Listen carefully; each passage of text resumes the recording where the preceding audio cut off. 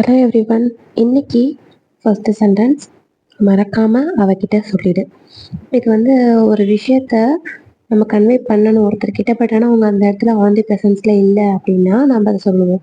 அதை tell to her without getting forgot அப்படின்னு சொல்லலாம். டெல் டு ஹர்னா அவகிட்ட சொல்லிடு, வித்தவுட் கெட்டிங் ஃபர்கட் அப்படின்னா மறக்காம அவகிட்ட சொல்லிடு அப்படிங்கிறத tell to her without getting forgot. அவன் கோவிலுக்கு போயிருக்கான். அவங்க இல்லாதவரை யாராச்சும் மீட் பண்ண வரும்போது, இல்லை அவன் இல்லை கோயிலுக்கு போயிருக்கான் அப்படிங்கிறத he has gone to the temple. Has gone அப்படின்னா past. So gone to the temple அப்படின்னு சொல்லலாம். நீ படிச்சிட்டியா? எக்ஸாமுக்கு இது மேக்ஸிமம் வந்து நிறைய பேர் சொல்லியிருப்போம். ஃப்ரெண்ட்ஸ் 90s கிட்ஸ்லாம் காலேஜ் படிக்கும்போது நீ படிச்சிட்டியா, நான் படிக்கல அப்படின்லாம் சொல்லுவோம் இல்லையா. அதை ஹேவ் யூ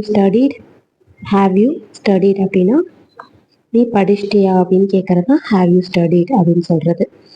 நெக்ஸ்ட் சென்டென்ஸ் சரி அப்பப்போ.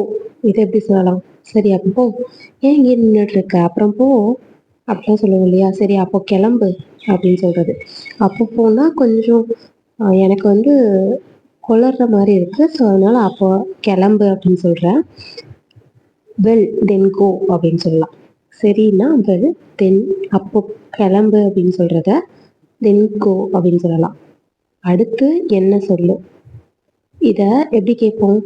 அடுத்தது என்ன சொல்லு, நெக்ஸ்ட் என்ன? Tell what's next.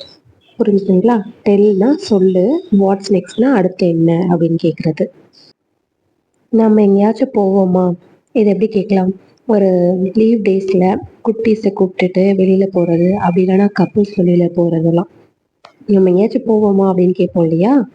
இந்த சென்டென்ஸ் எப்படி கேட்கலாம்? நம்ம எங்கேயாச்சும் போவோமா. இதை வந்து எல்லா பிளேஸும் அடங்கும். Like coffee shop, something extra, நிறைய விஷயங்கள். ஷல் வி கோ தேர். ஷல்னா கொஞ்சம் பெர்மிஷன் கேட்குற மாதிரி. ஷல் வி கோ தேர் அப்படின்னு கேட்கலாம். போய் படி. இது எப்படி கேட்போம்? போய் படி அப்படிங்கிறத கோ அண்ட் ஸ்டடி அப்படின்னு சொல்லுவோம். கோனா போ, அண்ட் ஸ்டடி அப்படின்னா படி. போய் படி அப்படின்னு சொல்றது. உனக்கு யார் சொன்னது? தெரியாத விஷயம் அவங்களுக்கு தெரியாதுன்னு நினச்சிட்டு இருக்கிறத வந்து நம்மக்கிட்டே கேட்பாங்க. இது எப்படி உங்களுக்கு தெரியும், உனக்கு யார் இதை சொன்னது அப்படின்னு ஒரு ஷாக்கிங்காக கேட்போம் இல்லையா. அதை ஹூ டோல்ட் யூ அப்படின்னு கேட்கலாம். ஹூ டோல்ட் யூ அப்படின்னா உனக்கு யார் இதை சொன்னது அப்படின்னு கேட்கறது தான் ஹூ டோல்ட் யூன்னு கேட்போம். இந்த சென்டென்ஸ் ரொம்ப ரொம்ப ரொம்ப யூஸ் ஆகிற சென்டென்ஸ்.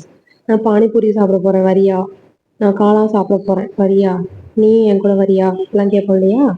இது எப்படி கேட்கலாம்? கண்டிப்பாக ஃபுட்டர்ஸ்க்குலாம் இது ரொம்பவே யூஸ் ஆகும். நான் காளான் சாப்பிட போகிறேன், நீ என் கூட வரியா அப்படின்னு கேட்குறத I am going to eat mushroom, are you come with me, நீ என் கூட வரியா. I am going to eat mushroom அப்படின்னா நான் மஷ்ரூம் சாப்பிட போகிறேன். Are you come with me, நீ என் கூட வரியா. Are you coming with me, இது எல்லாமே சொல்லலாம். புரிஞ்சுதுங்களா? Are you come with me, are you coming with me எல்லாத்துக்கும் நம்ம சொல்லியிருந்தீங்கன்னா I am going to eat mushroom, are you coming with me அப்படின்னு கேட்கலாம். கம் வித் மீன்னு கேட்கலாம். இந்த மாதிரி சின்ன சின்ன டெய்லி யூசிங் சென்டென்சஸ் நம்ம கற்றுக்கிட்டாலே இங்கிலீஷ் ரொம்ப ஈஸி அண்ட் நல்லா ஃப்ளூவெண்ட்டாக பேசலாம். நம்ம சேனலில் இது மாதிரி நிறைய வீடியோஸ் போஸ்ட் பண்ணிகிட்ருக்கோம், போய் செக் அவுட் பண்ணி பாருங்கள். உங்களுக்கு இன்னும் என்ன மாதிரியான வீடியோஸ் வேணுங்கிறது எனக்கு கமெண்ட் பண்ணுங்கள். நிறைய பேர் நிறைய கமெண்ட்ஸ் கொடுக்குறீங்க, நான் கண்டிப்பாக அப்லோட் பண்ணுறேன். Stay tuned for next video. Tata, by.